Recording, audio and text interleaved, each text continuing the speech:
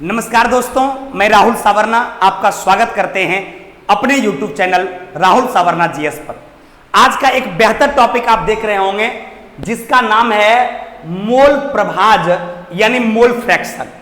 इससे पहले वाले वीडियो में आपने देखा होगा, जो बच्चे नहीं देखे हैं वो पहले मोल के कॉन्सेप्ट को देख लेंगे, क्योंकि मोल फ्रैक्शन को समझने के लिए आपको सबसे पहले मोल का कॉन्सेप्ट समझ में आना चाहिए और मोल को कैसे निकाला जाता है उस मोल निकालने के लिए उसका फॉर्मूला उसको पता होना चाहिए। क्योंकि जब तक बच्चे को मोल निकालने नहीं आएगा तब तक वो मोल कॉन्सेप्ट उससे नहीं समझ में आएगा और नहीं निकलेगा। तो जो नहीं देखे होंगे पहले वो मोल कॉन्सेप्ट का वीडियो देख लेंगे। अब बात ये बताइए कि सर मोल फ्रैक्शन का मतलब क्या होता है। तो मोल फ्रैक्शन का मतलब होता है किसी भी विलयन में विलय और विलायक के मोलों का अनुपात। कोई भी विलयन का जो निर्माण होता है यानी कोई भी सॉल्यूशन जो होता है उस विलयन में दो चीज मिला हुआ रहता है। क्या क्या मिला रहता है? एक को विलय कहा जाता है, एक को विलय कहा जाता है और दूसरे को क्या कहा जाता है? दूसरे को विलायक कहा जाता है। यानी आप कह सकते हैं कि विलयन बराबर फॉर्मूला क्या होता है? तो विलयन बराबर होता है विलय प्लस विलायक, यानी विलय का मोल और विलायक के मोल, इस दोनों के योग को हम लोग विलयन कहते हैं, सॉल्यूशन कहते हैं। इसको इंग्लिश में कहते हैं सॉल्यूशन बराबर solute plus solvent. Solute plus क्या कहते हैं? सॉल्वेंट। यानी विलय और विलायक उस दोनों को जोड़ेंगे तो क्या निकल जाएगा? विलयन निकल जाएगा। अब ये जो विलयन होता है इसमें विलय पदार्थ की मात्रा कम रहता है और विलायक की मात्रा क्या रहता है? ज्यादा। एकदम गौर से समझेंगे, ये कॉन्सेप्ट है बाबू, ये कोई टेक्निक नहीं है कि आप आराम से याद कर लोगे और काम हो जाएगा। आप इस चीज को समझिए और आपके ग्रुप डी के एग्जाम के लिए खास करके तो ये रामबाण साबित होगा, क्योंकि एक क्वेश्चन फिक्स है इससे एग्जाम में आएगा। मोल फ्रैक्शन से पूछे या आपको मोल कॉन्सेप्ट से पूछे, एक क्वेश्चन फिक्स है न्यूमेरिकल में या थ्योरी टाइप से रहेगा, एक क्वेश्चन आएगा। तो गौर कीजिएगा, कोई भी सॉल्यूशन होगा, जैसे मान लिया जाए आप शरबत बनाते हैं तो आपको पता है शरबत एक विलयन है। अब शरबत में पानी की मात्रा ज्यादा रहता है और चीनी की मात्रा कम रहता है। इसका मतलब उस शरबत जो बना है उसमें वो पानी क्या है? विलायक है और वो चीनी क्या है? विलय है। तो जिसकी मात्रा कम रहता है उसको क्या बोलते हैं? विलय। और जिसकी मात्रा ज्यादा रहता है उसको क्या बोलेंगे? विलायक। तो किसी भी विलयन में विलायक की मात्रा ज्यादा और विलय की मात्रा कम होता है। अब वही विलय और विलायक के जो मोलों का अनुपात रहता है उसी को मोल प्रभाज कहा जाता है। अब ये मोल फ्रैक्शन जो आपका है, ये मोल फ्रैक्शन किसी भी विलयन में देखिएगा या तो विलय का मोल फ्रैक्शन पूछेगा या तो विलायक का मोल फ्रैक्शन पूछेगा। पहले मोल क्या है समझ गए, और मोल को निकालने के लिए फॉर्मूला क्या होता है इसके पहले वाले वीडियो में हम आपको बताए थे, भार बट्टे अनुभार। आप मोल कॉन्सेप्ट का एक वीडियो देखे होंगे, हमारे चैनल पे है, जो नहीं देखे वो जरूर देख लीजिएगा। मोल निकालने के लिए फॉर्मूला बताए थे भार बट्टे अनुभार, भार बट्टे अनुभार। तो इस भार बट्टे अनुभार से किसी भी पदार्थ का आप मोल निकाल सकते हैं, और जब आप इसका मोल निकाल सकते हैं तो उसके मोल फ्रैक्शन जब पूछेगा तो मोल फ्रैक्शन पूछता है या तो आपसे विलय का पूछेगा या तो विलायक का पूछेगा। तो मान लिया जाए कि आपसे पूछा कि विलय का मोल प्रभाज क्या होगा, विलय का मोल प्रभाज, विलय का मोल प्रभाज क्या होगा। तो यह तो क्लियर था कि विलय का मात्रा कम होता है और विलायक का मात्रा क्या होता है? ज्यादा। तो विलय के मोल को छोटा वाला n से और विलायक के मोल को बड़े वाले n से डिनोट किया जाता है। कोई कंफ्यूजन? यदि मोल फ्रैक्शन की बात करेगा तो सबसे पहले विलयन में यह तो आपको पता चल जाएगा कि विलय की मात्रा कम होता है और विलायक की मात्रा ज्यादा होता है, या कौन पदार्थ विलय है और कौन पदार्थ विलायक है। ये जब आपको पता चल जाएगा तब आप क्या कीजिएगा?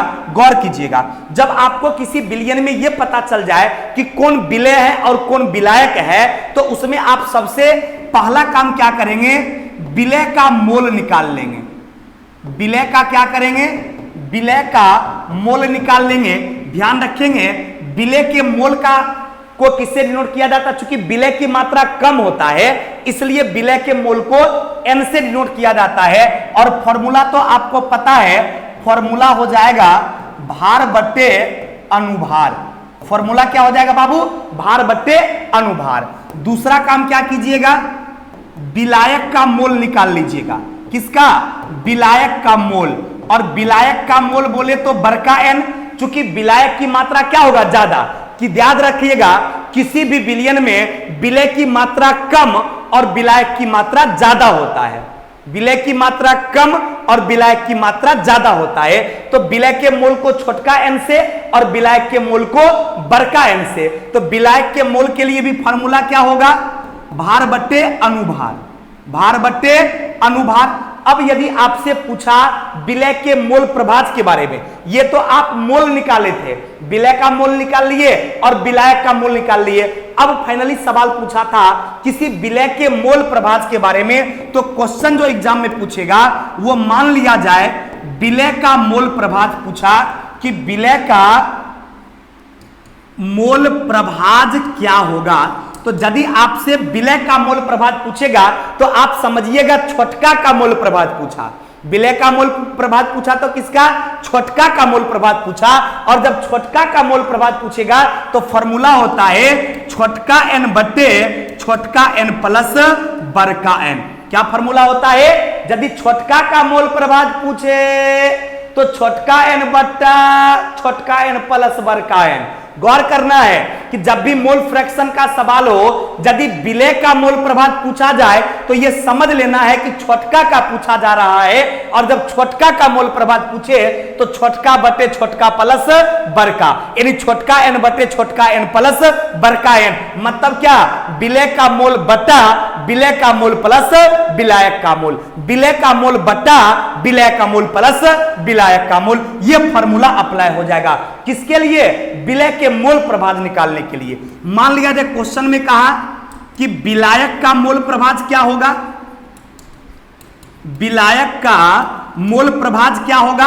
तो गौर कीजिएगा जब विलायक का मोल प्रभाज पूछेगा तो क्लियर है बड़का का पूछेगा। गौर कीजिएगा ग्रुप डी वाले बच्चे इसको अच्छे तरीका से समझिए, क्योंकि न्यूमेरिकल पूछेगा यदि आप फंस जाइएगा तो मामला गड़बड़ा जाएगा, लाखों लाख बच्चे आपसे आगे निकल जाएंगे। इसलिए मेरे दोस्त आप इसको समझने का प्रयास कीजिए और अच्छे तरीका से आप अपने जीवन में समझिएगा। इसका बड़ा इंपॉर्टेंस है, क्योंकि यदि ग्रुप डी में न्यूमेरिकल 2-3 को पूछ दिया तो केमिस्ट्री का 1 न्यूमेरिकल जरूर रहेगा, 2 न्यूमेरिकल, फिजिक्स का भी 1-2 न्यूमेरिकल रहेगा, क्योंकि 3 से 4 2 न्यूमेरिकल पूछेगा ही पूछेगा, 1 फिजिक्स का 1 केमिस्ट्री का। तो गौर करना बाबू, क्योंकि 1-1 नंबर का आपके जीवन में महत्व है मेरे दोस्त। कहा जाता है ना कि छन त्यागे कुतो विद्या कन त्यागे कुतो धनम अयम निजा प्रोबीति गन्ना लघु चेत साम उदार चरिता नाम तो वसुधैव कुटुंब।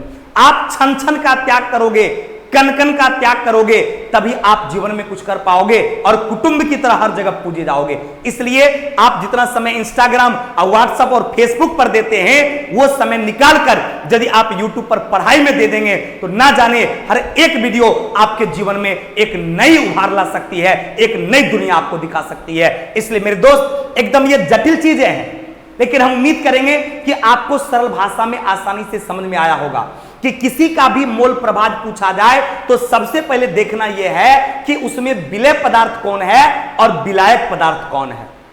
विलय पदार्थ की मात्रा कम होगा, विलायक की मात्रा ज्यादा होगा।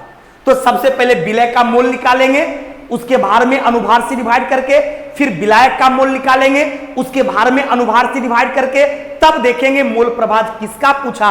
यदि छोटा वाला का पूछेगा यानी विलय का पूछेगा तो छोटका बटे छोटका प्लस बड़का, यानी विलय का मोल बटे विलय का मोल प्लस विलायक का मोल। और यदि बड़ा वाला का मोल प्रभाज पूछे तब फॉर्मूला हो जाएगा बड़का बटे बड़का प्लस छोटका। छोटका का पूछेगा तो छोटका बटे छोटका प्लस बड़का, बड़का का पूछेगा तो बड़का बटे बड़का प्लस छोटका, यानी विलायक का मोल बटे विलायक का मोल प्लस विलय का मोल, विलायक का मोल बटे विलायक का मोल बटे विलय का मोल। यानी जब आपसे विलायक का मूल प्रभात पूछा जाए तो विलायक का मूल ऊपर में, उसके नीचे विलय और विलायक का मूल। यदि छोटा का मूल प्रभात पूछा जाए तो छोटा का मूल ऊपर में और छोटा का मूल प्लस बड़ा का मूल आप लगाएंगे तो आपसे मूल फ्रैक्शन निकल जाएगा। कोई दिक्कत? यदि आपको यह समझ में आ गया होगा कि मूल फ्रैक्शन से सवालें जब एग्जाम में पूछा जाएगा तो आप इसी फॉर्मूला का यूज करेंगे। ये चारों फॉर्मूला, सबसे पहले मूल निकालेंगे विलय का, उसके बाद विलायक का, और उसके बाद क्या करेंगे, मूल फ्रैक्शन का फॉर्मूला क्या लगाएंगे। यदि छोटका का मूल प्रभाज पूछा जाए तो छोटका एन बटे छोटका एन प्लस बड़का एन, यानी विलय का मूल बटे विलय का मूल प्लस विलायक का मूल। और यदि बड़का का मूल प्रभाज पूछा जाए तो बड़का एन बटे बड़का एन प्लस छोटका एन। यदि यहां तक में याद हो गया होगा तो आप इस वीडियो को शेयर जरूर कर दीजिए। अगले क्लास में इंतजार कीजिए, हम आपको न्यूमेरिकल बताएंगे, मोल का भी और मोल फ्रैक्शन का भी, दोनों का न्यूमेरिकल एक साथ लगभग 5 से 10 न्यूमेरिकल आपको बताएंगे ताकि आप अच्छे तरीका से उसका प्रैक्टिस कर लीजिए। तो इसको 1-2 बार देखकर आप अच्छे तरीका से फॉर्मूला को याद कर लीजिएगा, समझ लीजिएगा, और अगले क्लास में हम इसका न्यूमेरिकल बनाएंगे, उसको आप जरूर देखिएगा ताकि आप आने वाले एग्जाम में न्यूमेरिकल पूछा जाए तो आपसे नहीं छूटे। थैंक यू वेरी मच, फिर मिलते हैं अगले क्लास में।